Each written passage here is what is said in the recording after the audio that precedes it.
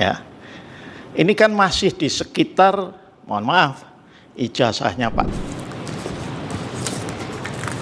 Sudah, identitas sudah, kewenangan mahkamah Pak. Mahkamah berwenang nanti dinasihatkan oleh mahkamah. Bapak jelaskan apa kerugian hak konstitusional Bapak untuk menjelaskan legal standingnya.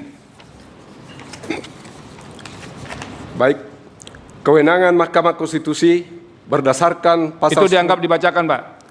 Jadi kewenangan dianggap dibacakan, ini akan dinasihati karena sedikit sekali kewenangannya. Nah sekarang Bapak masuk ke legal standing. Kenapa Bapak merasa dirugikan dengan berlakunya norma undang-undang yang dimohonkan pengujian ini? Silakan. Kedudukan pemohon legal standing, pemohon adalah warga negara Indonesia yang berprofesi sebagai advokat dan wira swasta yang memiliki hak konstitusional berdasarkan pasal 27 ayat 1 Undang-Undang Dasar 1945 yang berbunyi segala... Enggak usah dibacakan Pak. Iya. Bapak jelaskan saja nih, kalau advokat nih harus jelas, yang kecil-kecil kayak begini nih lisan saja begitu Pak. Oh, iya. Nah, coba Pak jelaskan ke kami mengapa Bapak memiliki legal standing. Apa yang dirugikan Bapak dengan norma ini? Bapak jelaskan saja. Berdasarkan pasal 17 huruf H angka 5 Ya. Undang-Undang Nomor 14 Tahun 2008 tentang keterbukaan informasi publik yang berbunyi catatan yang menyangkut pribadi seseorang yang berkaitan dengan kegiatan satuan pendidikan formal dan satuan pendidikan non formal. Pasal ini Ya. yang membuat gaduh rakyat Indonesia sekarang ini, karena ada yang berpendapat bahwa ijazah seseorang... Bukan Pak, yang Bapak terangkan ke kami itu kenapa Bapak dirugikan. Urusan orang lain itu Bapak tidak bisa mewakilinya, karena Bapak tidak menerima kuasa dari orang lain. Sekarang Bapak pemohon prinsipal, Bapak jelaskan mengapa Bapak dirugikan dalam norma ini. Nah, jangan ngambil orang lain Pak. Ya. Kerugian saya yang saya rasakan itu jelas. Apa itu kerugiannya? adalah ini terjadinya gaduh di mana-mana. Oke. Iya, yang menyebabkan usaha-usaha kami itu sulit. Iya, sering ada demo, kemudian ada perdebatan dan sebagainya. Ya. Yang termasuk kami merasakan bahwa situasi ekonomi dengan adanya ini itu ikut terganggu juga. Oke, jadi gara-gara ijazah ini terganggu ekonomi Pak ya? Iya betul. Oke, lanjut. Ya. Lanjut apa lagi Pak? Yang kedua, ini pasal huruf G intinya sama. Ya. Kemudian pasal 18 ayat 2 huruf A sama juga. Iya, akibatnya sama. Saya kira itu pokoknya. Ya, oke. Ya, sekarang alasan-alasan permohonan Pak. Posita.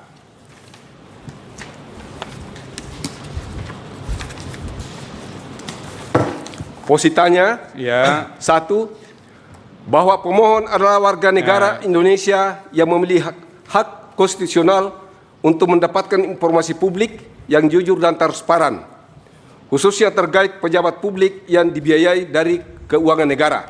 Oke. Yang kedua, bahwa berdasarkan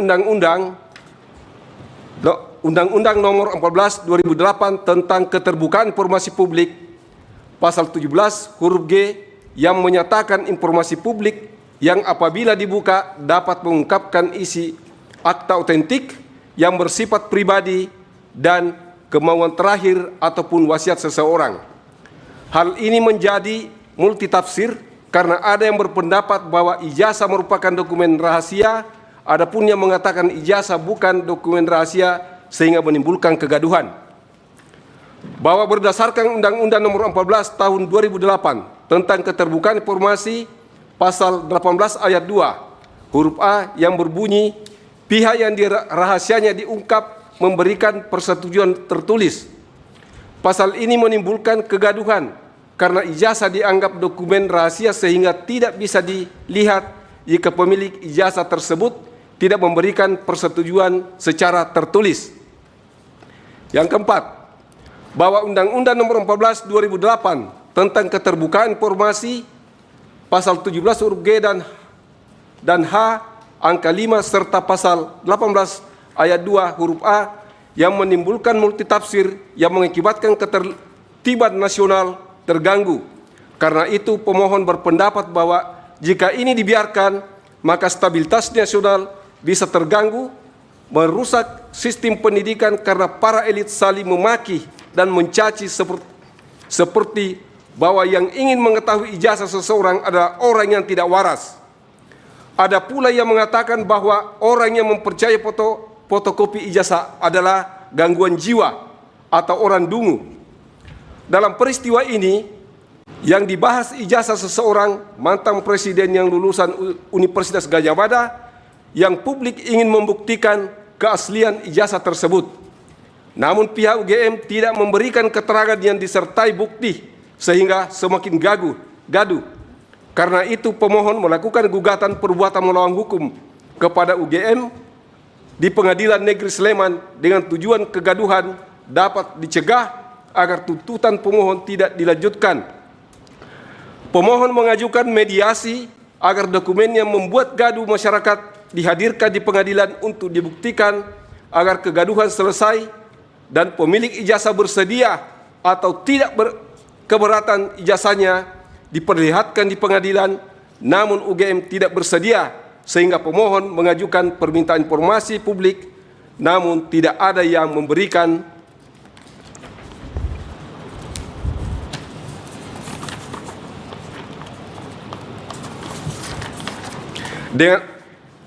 Dengan alasan dokumen yang dimohonkan minta adalah dokumen yang dikecualikan. Adapun badan publik yang telah pemohon mohonkan dokumen publik sebagai berikut. Saya kira tak usah dibacakan karena panjang. Nggak usah. Lanjut. 4.1 sampai 4. Berapa itu Pak ya? Nggak usah dibacakan. Bapak lanjut sekarang ke 4.22.1 Pak. Halaman 7.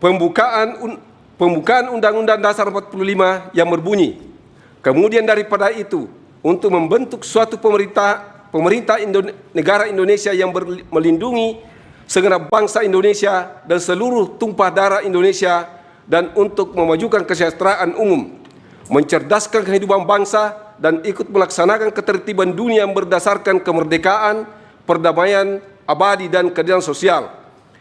Maka disusunlah kemerdekaan kebangsaan Indonesia itu dalam suatu undang-undang dasar negara Indonesia yang terbentuk dalam suatu susunan negara Republik Indonesia yang berkedaulatan rakyat dengan berdasarkan kepada ketuhanan yang Maha Esa, kemanusiaan yang adil dan beradab, persatuan Indonesia, dan kerakyatan yang dipimpin oleh hikmat kebijaksanaan dalam permusyawaratan perwakilan, serta dengan mewujudkan suatu keadilan sosial bagi seluruh rakyat Indonesia.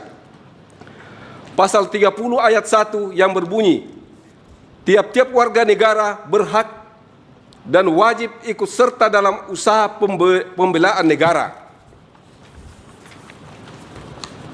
4.22.3 pasal 31 ayat 1 dan ayat 2 yang berbunyi sebagai berikut. Tiap-tiap warga negara berhak mendapatkan pengajaran.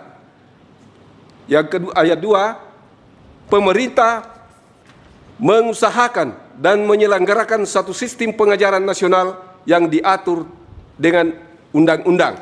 Lanjut petitum, Pak. Petitum. Berdasarkan uraian tersebut di atas, pemohon memohon agar Majelis Hakim Mahkamah Konstitusi berkenan memutuskan: 1. Mengabulkan permohonan pemohon untuk seluruhnya, menyatakan Undang-Undang Nomor 14 Tahun 2008 tentang Keterbukaan Informasi Publik pasal 7 huruf G yang berbunyi, informasi publik yang apabila dibuka dapat mengungkapkan isi akta otentik yang bersifat pribadi dan kemauan terakhir ataupun wasiat seseorang adalah informasi yang dikecualikan. Tetapi skripsi, ijazah seseorang pejabat, mantan pejabat negara, dan atau semua yang telah digaji dengan menggunakan uang negara tidak termasuk dokumen yang dikecualikan dan dapat diminta jika dibutuhkan keabsahannya oleh publik. Yang kedua, menyatakan Undang-Undang Nomor 14 Tahun 2008 tentang Keterbukaan Informasi huruf H angka 5 yang berbunyi, catatan yang menyangkut pribadi seseorang yang berkaitan dengan kegiatan satuan pendidikan non formal dan satuan pendidikan non formal merupakan dokumen dikecualikan, tetapi skripsi, ijazah seseorang, ijazah pejabat, mantan pejabat negara, dan atau semua yang telah digaji dengan menggunakan uang negara tidak termasuk dokumen yang dikecualikan dan dapat diminta jika dibutuhkan keabsahannya oleh publik. Pasal 18 ayat 2 huruf A yang berbunyi, pihak yang rahasianya diungkap memberikan persetujuan tertulis dan atau jika rahasianya diungkap memberikan persetujuan tertulis, tetapi skripsi ijazah seorang pejabat, mantan pejabat negara, atau semua yang telah digaji dengan menggunakan uang negara tidak termasuk dokumen yang dikecualikan dan dapat diminta jika dibutuhkan diuji keabsahannya oleh publik sehingga tidak memerlukan persetujuan tertulis dari pemiliknya. Menyatakan bahwa skripsi ijazah yang dimiliki oleh pejabat publik strep ASN bukan dokumen yang dikecualikan dan dikeluarkan dari pasal 17 huruf G dan H angka 5. 3. Menyatakan bahwa baik skripsi, ijazah maupun surat keterangan lainnya yang bukan termasuk dokumen dikecualikan berdasarkan Undang-Undang Nomor 14 Tahun 2008 Pasal 17 bagi pejabat publik, ASN atau pegawai pejabat BUMN baik yang masih aktif maupun sudah pensiun dan dapat diminta oleh publik jika dokumen tersebut digunakan untuk dipelajari, diperiksa karena dicurigai atau oleh instansi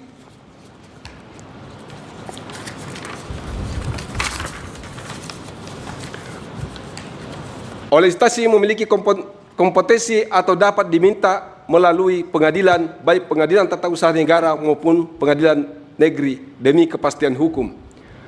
Memerintahkan penguatan putusan ini dalam berita negara Republik Indonesia sebagaimana mestinya. Apabila Mahkamah Konstitusi berpendapat lain, mohon putusan seadil-adilnya. Terima kasih. Terima kasih Pak Komardin sudah menyampaikan pokok-pokok permohonan. Tapi Bapak belum pernah baca peraturan Mahkamah Konstitusi nomor 7 tahun 2025 ya? Belum. Nah itu Pak, kalau sebagai lawyer itu Pak, kalau mau masuk di sini dipelajari itu bagaimana format permohonan. Jadi kalau di pengadilan negeri, PT UN dengan Mahkamah Konstitusi beda Pak. Ya Pak ya, tapi nanti akan ada penasihatan untuk Bapak nanti berkaitan dengan permohonan ini. Terima kasih. Kewenangan mahkamah, ya, kemudian kedudukan hukum para pemohon, alasan permohonan dan petitum. Nah, coba dilihat dibaca itu, ya. Penting ini buat teman-teman advokat karena saya juga berasal dari dunia advokat. Jadi itu penting, ya.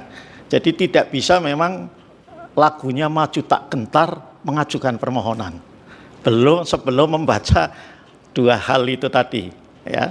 Yang pertama tentang peraturan MK, ya, kalau yang sekarang ini baru berlaku sejak Agustus kemarin adalah PMK Peraturan Mahkamah Konstitusi nomor 7 tahun 2025. Nah, yang berikutnya silahkan. Itu kan banyak permohonan yang bagus-bagus.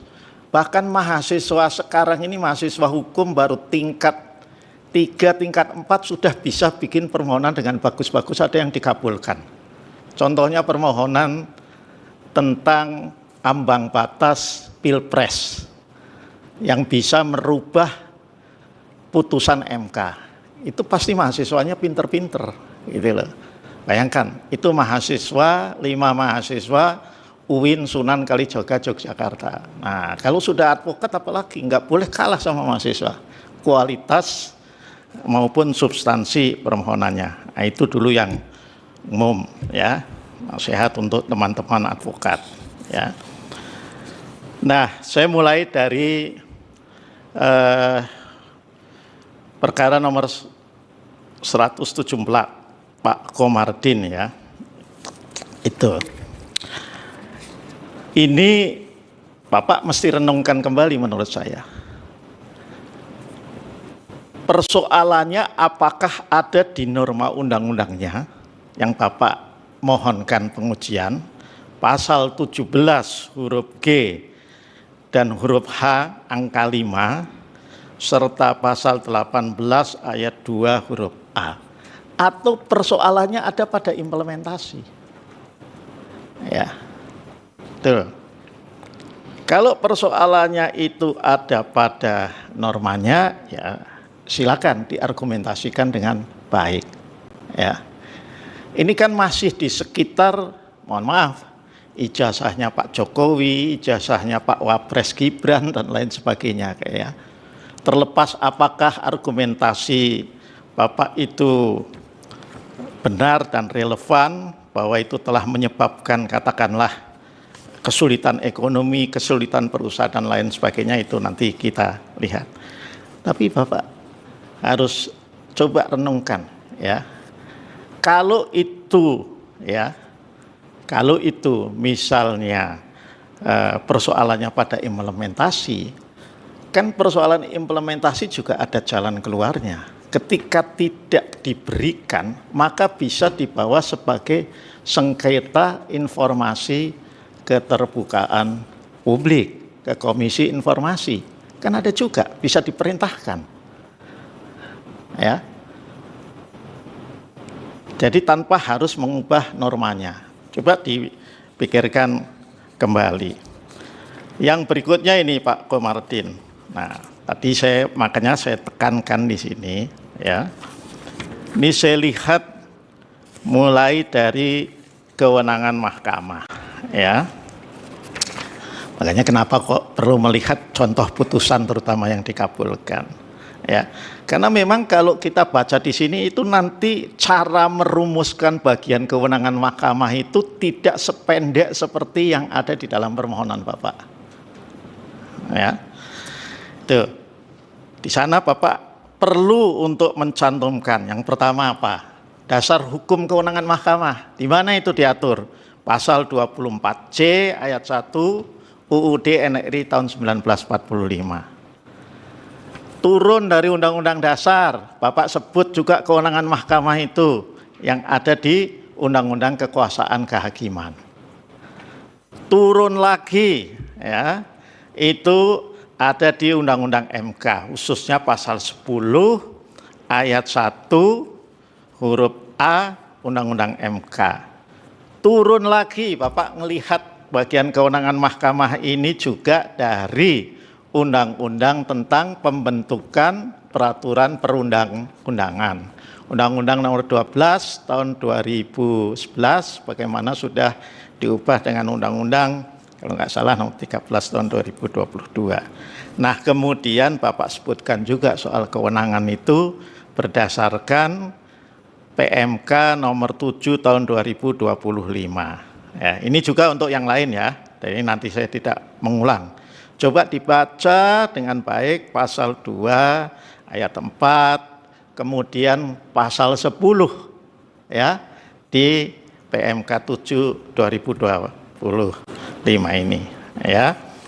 Nah, itu untuk saya anggap juga ini untuk yang lain ya, yang terkait dengan kewenangan mahkamah agar disesuaikan. Nah, yang berikutnya